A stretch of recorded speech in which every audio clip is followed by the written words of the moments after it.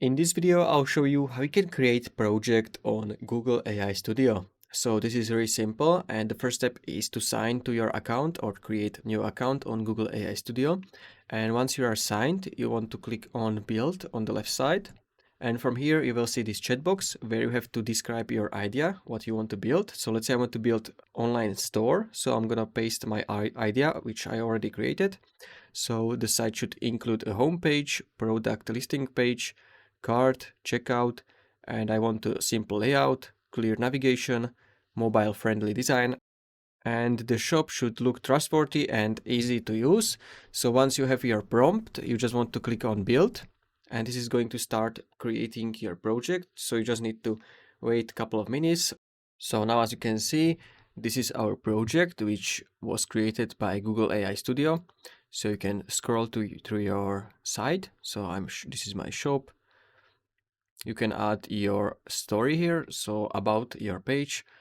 So now you have a couple of options. You can click on code next to preview, and this is going to show you all your code files of your project. You can download them by clicking on download app in top right corner. So this is going to download your project. Now you can also export it to GitHub. So if you click on save to GitHub, you need to sign into your GitHub account, and then you can create a repository with your project, or you can also deploy your project from here. So if you click on this rocket icon, you have to choose your project, and you can deploy up on Google Cloud.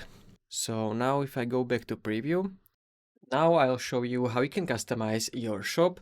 So you have this chat box in bottom left corner, and you can type your idea. Let's say you want to change color, so you're just going to type change this color to this color, and Google Studio will make it. You have also some suggestions for your site. So as you can see, you can add quantity selector, or if you scroll through this, you can implement sorting options, add product filters. So if I click on add product filters, it will automatically create the filters.